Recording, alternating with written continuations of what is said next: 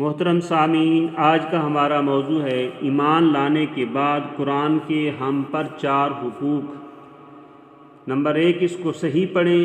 Number 2، اس کو سمجھیں۔ Number 3، اس پر عمل کریں۔ نمبر 4، اس کو دوسروں تک پہنچائیں۔ قرآن پاک پر عمل اس وقت ہو سکے گا جب ہمیں یہ معلوم ہوگا کہ اس میں کیا لکھا ہے، کس چیز کے کرنے کا حکم دیا گیا ہے اور کس چیز سے منع کیا گیا ہے۔ یہ تب ہی ہو سکے گا جب ہم اسے سمجھ کر پڑھیں گے۔ پھر اس کے بعد دوسروں تک پہنچانے کا مرحلہ آئے گا، اس لیے کہ اب کوئی رسول تو آنا نہیں، اور یہ ذمہ داری قیامت تک اس امت کی ہے، یعنی ہماری، ورنہ ہمارے پیارے رسول صلی اللہ علیہ وآلہ وسلم قیامت کے روز اللہ تعالیٰ سے شکایت کریں گے کہ اے میرے رب، میری قوم نے اس قرآن کو چھوڑ دیا تھا، یعنی نہ پڑھا، نہ سمجھا، نہ عمل کیا اور نہ ہی دوسروں تک پہنچایا۔ لہٰذا ابھی بھی وقت ہے کہ ہم قرآن کی طرف لوٹ آئیں، ورنہ قرآن بھی ہمارے خلاف گواہی دے گا۔ آئیے دیکھیں کہ ان 4 حقوق میں سے ہم کتنے ادا کر رہے ہیں۔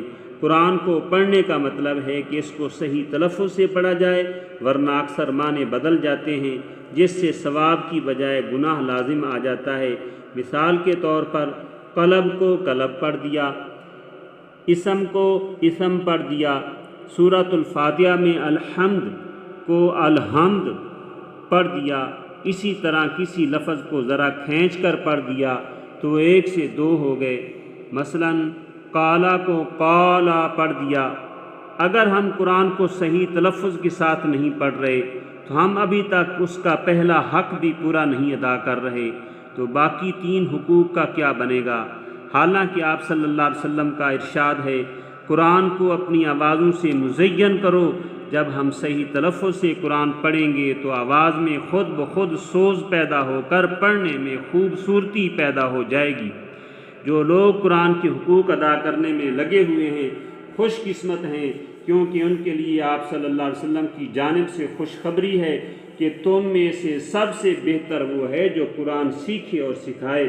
بس ہمیں چاہیے کہ اب دوسرے حق کی طرف توجہ کریں، یعنی قرآن کو سمجھ کر پڑھیں، اور یہ اسی وقت ہو سکتا ہے جب ہم عربی کی کم از کم اتنی گرامر سیکھ لیں کہ مسجد اور گھر میں جو قرآن پڑھ رہے ہیں وہ سمجھ میں آ جائے۔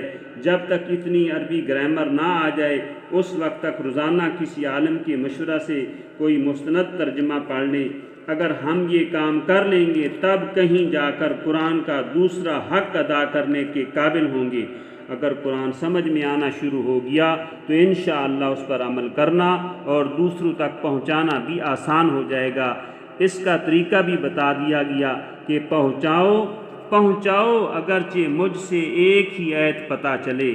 جب تک ہم قرآن کی طرف واپس نہیں آئیں گے، اس کے حقوق ادا نہیں کریں گے، ہم دنیا میں یوں ہی خوار ہوتے رہیں گے اور آخرت کی ذلت علیحدہ ہے۔